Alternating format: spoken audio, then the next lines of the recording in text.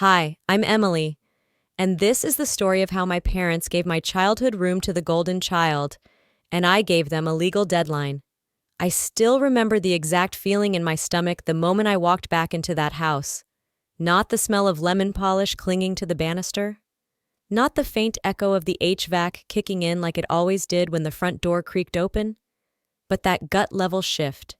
The kind that says, "You're not welcome here anymore," even if nobody says it out loud. I hadn't planned to stay long. I just needed space. A few weeks to catch my breath. I'd burned out at work and hit a wall the way no one warns you about when you're the strong one, the responsible one, the daughter who never asks for help. When I asked if I could come home for a little while, my mom said, "Of course, sweetie, your room is always here." But when I opened the door to what used to be my room, my sanctuary, it was like walking into someone else's Airbnb. The walls were bare, my bookshelf was gone, my bed had been replaced by a sleek gray futon that screamed temporary. There were boy sneakers on the floor and a gaming chair pulled up to my old desk. A bottle of cologne sat where my photo frame used to be. I didn't have to ask. I already knew. "You gave Ethan my room?" I asked, turning slowly toward my mom, who stood just behind me, hands folded like she was trying to sell me on a timeshare. She didn't flinch. She didn't even look sorry. "He's finishing his boot camp," she said, as if that explained everything. "He really needs focus and structure right now. He's turning a corner." I blinked. "And I'm sleeping where?" Her smile froze for just a second. "We set up the attic for you. It's cozy." Cozy. That's what you call a windowless crawl space that used to store Christmas bins and dusty tax folders. My father's voice echoed from the hallway. "You're a grown woman, Em. You'll be fine. Your brother needs the support." I stood still, just breathing, trying to absorb the moment. Because this wasn't about a room, it never was. I had paid off half their mortgage 2 years ago when Dad got laid off and Mom's hours got cut. I'd picked up side gigs, shifted investments, quietly added their property tax to my spreadsheet like it was another line item next to rent and groceries. And now? Now I was being handed the key to the attic like a boarder, like a guest, like someone whose existence was only convenient if she didn't take up too much space. That night, I lay awake on a thin mattress under a sloped ceiling that made sitting up a hazard. I listened to the muffled sounds of laughter downstairs, my brother's voice louder than anyone else's, like always. Ethan had always taken up more oxygen than the rest of us. Even as a kid, he was the one with the tantrums, the needs, the crises. And I was the fixer, the one who gave up ballet because Ethan needed therapy 3 times a week. The one who skipped prom to watch him when the sitter bailed. Even now, it was the same pattern. Just more grown-up stakes. Except this time, I had receipts. Literal ones. See, I hadn't just helped them. I had saved them. Quietly, strategically. And I had documents to prove it. The next morning, I made coffee in silence while Mom babbled about Ethan's new tech startup idea. Some AI thing he hadn't even coded yet. "He's really found his path, finally," she said, pouring almond milk like it was liquid gold. "He just needs that push. You understand, right?" I stared at her, at the woman who used to braid my hair and hum off-key in the kitchen, the woman who now couldn't even remember I was lactose intolerant. I let the silence answer for me. She didn't notice. Later that afternoon, I walked into what used to be my old closet, now jammed with Ethan's hoodies and unopened Amazon boxes, and found a folder. It wasn't mine. Inside were 2 bank letters addressed to my father, recently dated, both referencing a home equity line of credit. One of them was signed in his name, the other in Mom's, both linked to the property I'd helped refinance, without telling me. They had taken out a second mortgage on the home I had saved for them. I sat on the floor of that too-warm attic room, knees pulled in, staring at the letters in my lap. And that was the moment. That was the crack. The shift. The "I'm done" moment we never see coming until it slices through the last thread of us. That night, at dinner, I watched them pass around the salad bowl like a scene from a commercial. Dad made a joke about Ethan finally becoming the son he always knew he could be. Mom beamed. I placed the folder gently next to my plate. No words, no drama, just one clean movement. They looked at me, confused. I smiled. Don't open it now, I said, and got up. I left my untouched dinner on the table, walked upstairs, and packed my bag in less than 6 minutes. By the time they realized what was happening, I was at the front door. Emily, wait. Can we talk? Dad asked. We didn't mean for it to feel like what? I said calmly. Like I'm just a tool you used to save your house and then discarded when the golden child needed another handout? Silence. Don't worry, I added. The house is still yours. I paused. For now. Then I left. The day after I walked out, it rained. Not a soft, sentimental drizzle. The kind of rain that hits your windshield like it's mad at you. I sat in my car, engine off, in a grocery store parking lot 3 blocks from home. Or rather, the house I once called home. I wasn't ready to go to my apartment. I'd kept it all these years.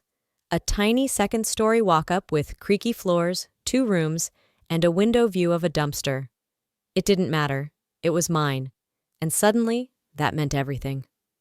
I pulled out my laptop from the back seat and opened the file I'd titled Years Ago, half as a joke, just in case they ever forget. Inside were spreadsheets, screenshots, transaction logs, quiet things I'd done over the years without a thank you, without being asked, because when the house had almost gone under in 2020 and Dad was 2 months behind on the mortgage, I stepped in. No announcement, no drama. I just paid it. Because family sticks together, right? That's what they'd always said. Except apparently, it only sticks one way. The first deposit was a lump sum, $18,400. I'd wired it straight to the bank from my business account. Back then, I was freelancing full-time, hustling contracts while pretending burnout didn't exist.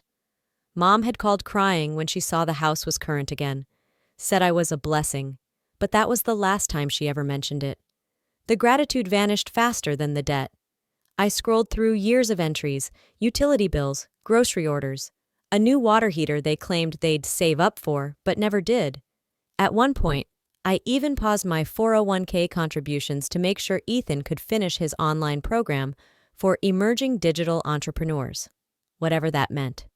I clicked open the most recent statement for the HELOC, home equity line of credit, the one they'd taken out behind my back, using the home title I'd helped preserve.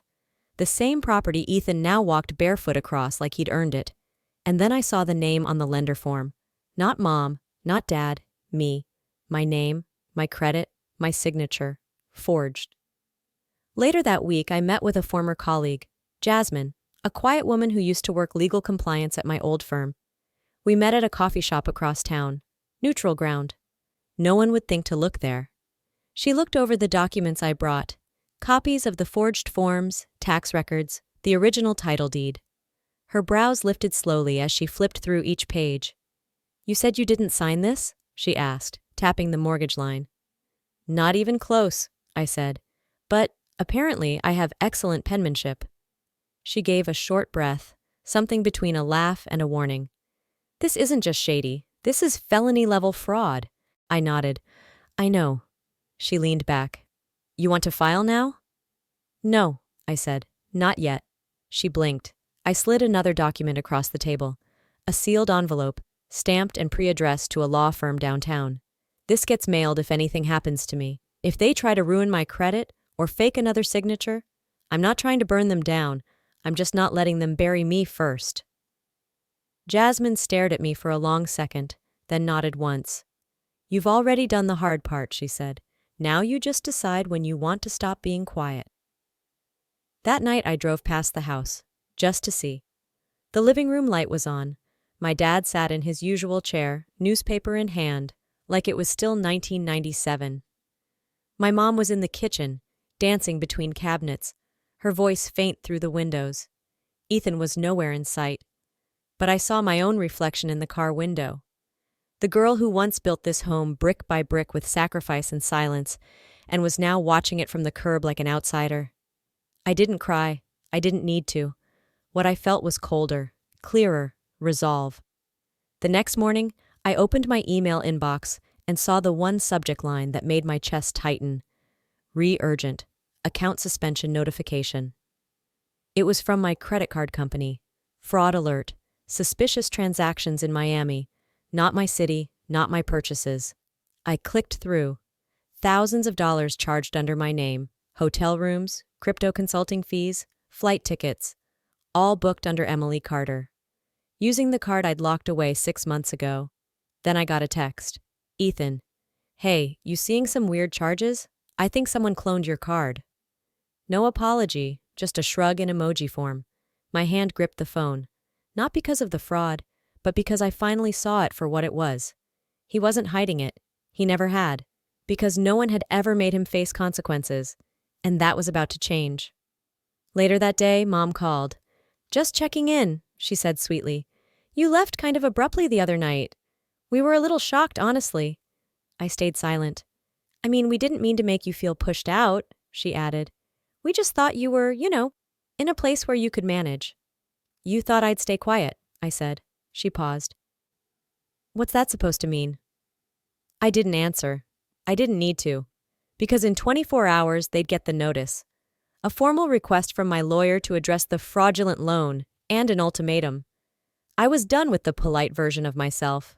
3 days after the legal notice was sent, the silence was louder than any confrontation. No one called, no one texted, not even Ethan, which surprised me. I half expected a passive-aggressive message, maybe an emoji or two, like he always did when things got too real. But there was nothing, which meant only one thing. They were planning. I wasn't naive enough to think my parents would go quietly. I knew my family, how they spun guilt into gold, how they polished selfishness into something noble. And Ethan? He didn't back down. He just found new angles. So, when I walked into the county records office that Friday, I was already braced. The woman behind the plexiglass looked up from her monitor with a bored expression. What can I help you with? I need a copy of the most recent deed transfer or lien activity on 418 Winslow Court. She typed slowly, like each key was a personal burden. Then she blinked. Looks like there was a new entry 3 weeks ago. Added a cosigner to the HELOC. My stomach dropped. What name? She turned the screen toward me. Emily Carter and Ethan Carter. They'd added my brother to the credit line. They had legally tethered me, financially, to the one person I had been protecting myself from. I didn't cry. I didn't even blink. I thanked her, stepped outside, and sat on the cold concrete ledge beside the municipal building. It was a sunny day. A good one, by most standards. But the world tilted just a little, the way it does when you realize you've been fighting the wrong battle. This wasn't about them stealing from me. Not anymore. This was about them preparing to blame me. They were setting the stage. If anything went wrong with the house, the loan, or the money, it would be my name and Ethan's on the paperwork. Not Mom, not Dad. Just the 2 siblings. Just enough legal camouflage to look like a bad business deal gone wrong, not family fraud. They were protecting themselves. Together. That night I called Jasmine. They're putting the debt in my name and Ethan's, I said. They're boxing me in. Her voice on the other end was calm but tight. That's not just fraud anymore, Emily. That's coordinated liability dumping. They're setting you up to take the fall. I know, I said, and I think I know why. I clicked open the email I hadn't wanted to deal with, one I'd flagged earlier but avoided. It was a bank notification about a new account, one that had my name misspelled as Emily, just slightly off. The balance? Negative $3,874.74. Attached to it, a wire request. From that account to an offshore crypto exchange. Ethan's side hustle wasn't just a hobby. He was laundering money, badly, and using me as a shield. They're going to say it was me, I said quietly. That I helped him, that I co-signed, that I knew. You didn't, Jasmine said, but it's my name on the documents. There was a pause, then Jasmine's voice dropped low. Then we flipped the script, make a move they don't expect. The next day I walked back into the house, uninvited. The front door was unlocked, because of course it was. In my family, boundaries were always optional unless you were the one needing space. Ethan was in the kitchen, shirtless, drinking orange juice straight from the carton. When he saw me, he didn't flinch. Wow. Look who finally decided to visit, he said. Figured you'd be too busy playing martyr? I looked around. The place was a mess.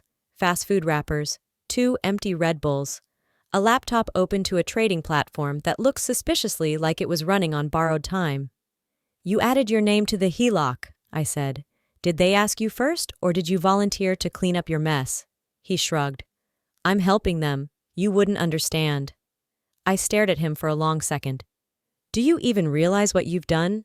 He laughed, and that made something inside me go still. "You were always so dramatic," he said. "Everything's a betrayal with you. You're exhausting." I smiled, and then I pulled out a flash drive. "I want to show you something." We moved to the living room where I plugged it into the TV. A video loaded. Quiet, clean, crisp. It was a screen recording from 3 months ago. Ethan, sitting at his laptop, logged into my financial dashboard. He was on speaker with Mom. "You sure she won't notice?" he'd asked.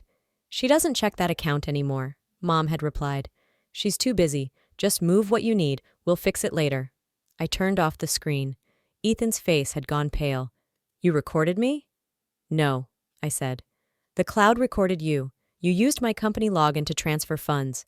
Every transaction's logged. Every screen. Every call." He swallowed, hard. "You're not going to do anything with that." "I already did." When my parents came home that evening, I was still there. Dad looked like he'd aged 10 years in 2 weeks. Mom had grocery bags and her fake calm voice at the ready. I handed her the same flash drive. "What's this?" "Everything I've been quiet about." She glanced at Ethan, then back at me. "You're making this bigger than it needs to be." I laughed once, short and sharp. "You made it big when you turned me into a legal scapegoat." "Your family," she said quietly. "We were just trying to help him get on his feet." "No," I said, stepping back. "You were trying to sacrifice one kid to save the other. What would you do if your own family stole your name and handed it to someone they knew would ruin it?" There's a strange kind of power in letting people underestimate you. I let them believe that handing me the attic and forging my name would be the end of the story. I let Ethan believe he still had leverage, and I let my mother believe her voice, the soft kind laced with guilt and fake sweetness, would keep me quiet a little longer. But silence isn't surrender, and I wasn't done yet. I met Jasmine again 2 days after the confrontation. This time it wasn't at a coffee shop, it was her firm. She greeted me with a nod, pushed a folder across the table.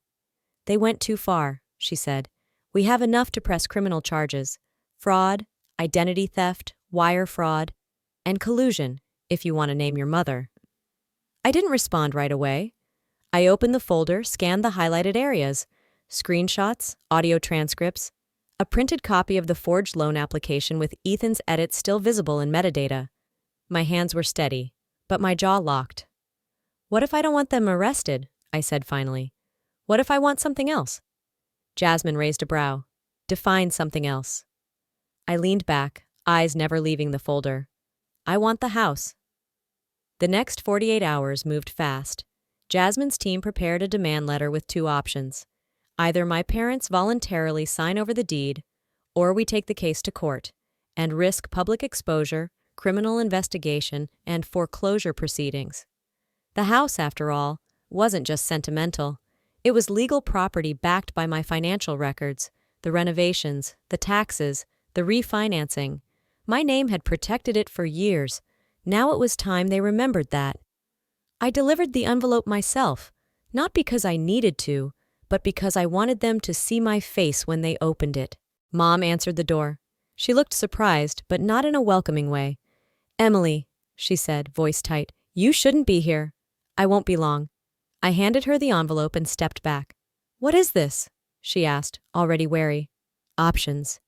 Dad appeared behind her, holding a beer bottle like it was a shield. "We already said we're sorry. You're taking this too far." "Didn't say anything about sorry," I said. "Didn't hear it either." Ethan appeared on the stairs behind them, hoodie half zipped, fake confidence in full swing. "Let me guess," he smirked. "You think you can just take the house? You can't win." I tilted my head. Who said anything about winning? For a second, the hallway went quiet. Then I turned and walked away. 3 days later, they broke. It wasn't the legal letter. It wasn't the threat of court. It was the call from the mortgage bank, triggered by my formal complaint, putting a temporary freeze on the home equity line. Suddenly, their access to money dried up. Their fallback plan, their second mortgage scheme, their golden child's crypto Hail Mary, all frozen. And then the phone rang. "Emily, it's Dad." The first time he'd called me directly in over a year. "I just want to talk," he said. "We made some bad calls, okay? But you don't want this on your conscience." I said nothing. He kept going. "We could lose everything. Your mother's health isn't great, you know. This kind of stress." "I'm not the one who forged documents," I said coldly. "I didn't sign anyone else's name." There was a beat of silence. I could hear the tremor in his breath. "I just don't understand why you're doing this to your family." That was the moment. The moment I realized they'd never see it. They wouldn't see the years I'd helped them quietly. They wouldn't see how many vacations I skipped, how many weekends I worked, how many dreams I set aside. They wouldn't even see this as justice. They'd always see me as the traitor, for finally saying enough. I didn't hang up. I let the silence stretch long enough to make my point. And then I said, "I'm not doing this to my family. I'm doing this for the girl who kept saving everyone else and almost lost herself." Then I ended the call. I never intended to go public, but there's a certain point, after the lies, the manipulation, the slow erasure of who you are, where silence becomes complicity. And I was done letting them write my story in pencil while they held the eraser. The moment came quicker than I expected. It started with a phone call. "Emily, hi, it's Karen from the neighborhood committee." My spine stiffened. My mother's world, the HOA, the community brunches, the image, the people she made sure never saw behind the curtain. "I'm calling about the upcoming block fundraiser," she chirped. "Your parents mentioned you might be helping coordinate again this year?" I paused. They were still using my name, still counting on my silence, still performing perfect suburban family like nothing was unraveling behind the scenes. I smiled, tight, calculated. "I won't be involved this year," I said. "But if you need a contact for the property, I'd recommend speaking to my attorney. The house title is currently in legal transition." There was a pause. "I'm sorry, what?" I kept my tone neutral. "There's an ongoing dispute involving financial misconduct, but I'm sure my mother will fill you in." And then I hung up. By sunset, the group chat was lit up. Screenshots made their way back to me, Mom texting vague excuses, Dad leaving the chat entirely. A day later, I got an email from the HOA president. Formal, curious, apologetic. That's when I realized I didn't need to scream. I just needed to open the blinds. Let them see what the golden child had really been building, with my name and their blind trust. The first public fracture happened when Ethan's name hit a local news blurb, one of those tech bros exposed pieces that goes viral when a failed startup burns investor money. An anonymous tip had exposed a shell account tied to stolen funds, misappropriated investment, and one very familiar last name. I didn't submit it, but I did make sure the right journalist saw the public court record from our fraud complaint. I ran into Ethan at the grocery store 2 days later. He looked rough, hoodie up, sunglasses indoors. He saw me before I saw him. "You set me up," he hissed, stepping into my path near the frozen section. "You think you're some kind of hero?"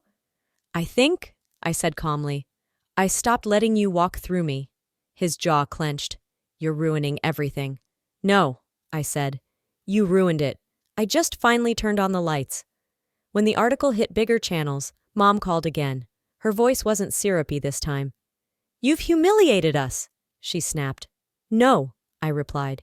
"You did that when you chose to protect his lies over my life." She didn't respond, so I said the quiet part out loud.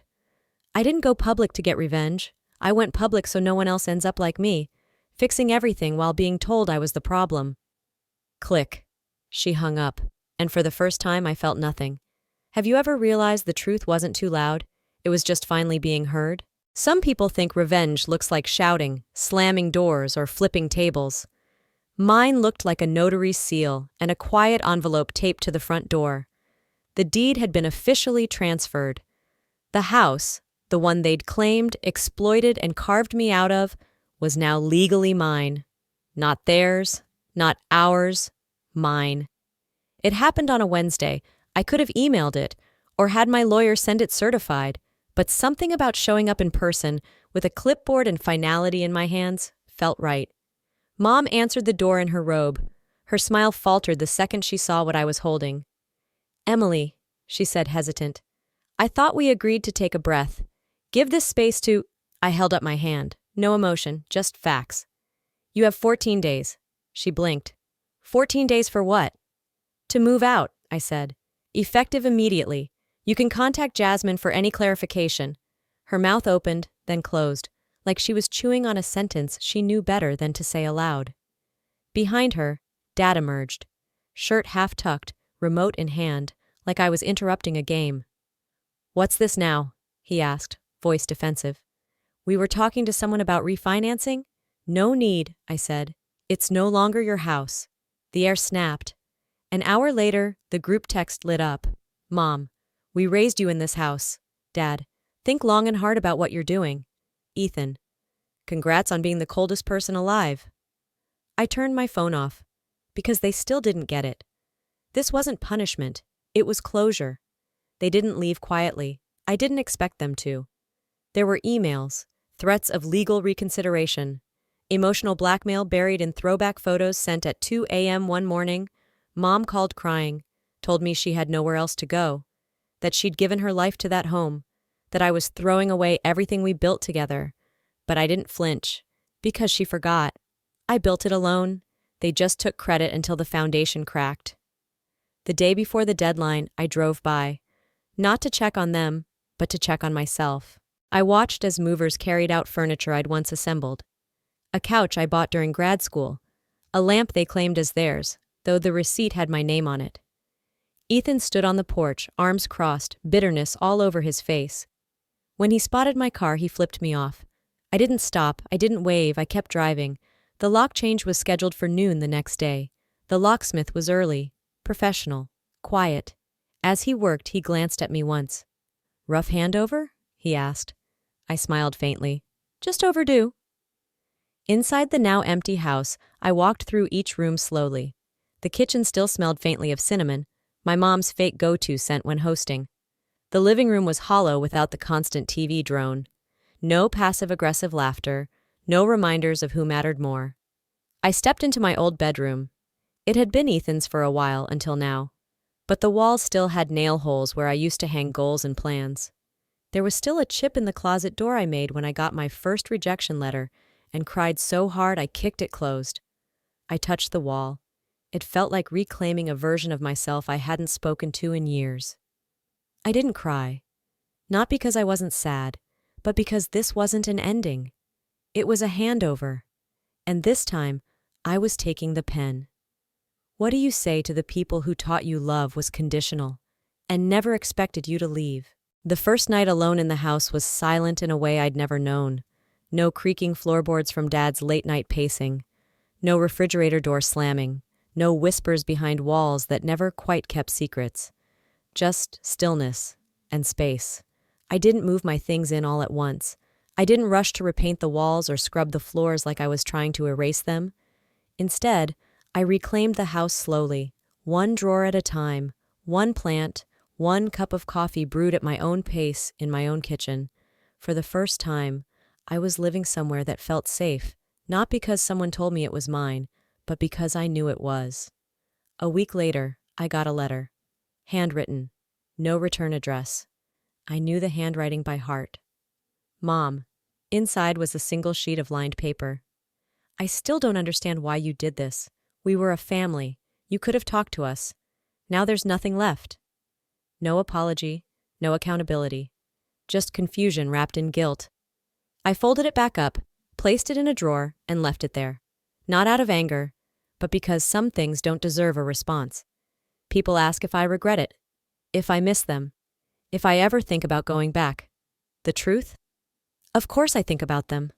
I think about birthdays where I sat at the edge of the table while Ethan blew out candles. I think about phone calls I never got when I landed new clients, moved apartments, cried into grocery store wine after working 80-hour weeks.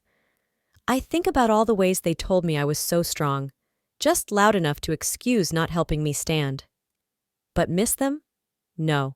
You don't miss being invisible. You remember it. You learn from it. And then you build something where you are the center. I left the front door unlocked for weeks after they moved out. Not because I wanted them to come back, but because part of me needed to prove something, that I had nothing to hide, that they could walk through that door if they chose truth over pride. They never did. And I didn't wait. Now the guest room has fresh sheets, the locks are changed, the air feels lighter. Sometimes I sit on the porch at dusk, coffee in hand, feet up on the railing. A neighbor walks by and waves. They don't know the story, just that I'm the quiet one who keeps her garden neat and her windows open. And that's okay. This house doesn't have to be loud anymore to be mine. I built peace with the same hands they tried to keep busy fixing their mess. And the day I stopped calling it their home was the day I became the person I'd been raising inside me all along. Sometimes the hardest battles are the ones we fight quietly, not to prove a point, but to protect our peace. If you've ever been the one who gave more than you got, who held the family together while being left out of the picture, then maybe this story felt like yours too. I learned this. Silence doesn't make you weak. Forgiveness doesn't require forgetfulness. And walking away isn't giving up. It's choosing yourself when no one else did. What about you? Have you ever had to reclaim your worth in a space that once made you feel small? If this story touched you, drop a comment and tell me where you're watching from. Or share what part of the story hit home the most. And hey, if this video made you feel seen, subscribe to the channel so you don't miss what's coming next. And if you didn't like it, that's okay too. Let me know why. I want to hear your side. Because stories are better when they bring us together.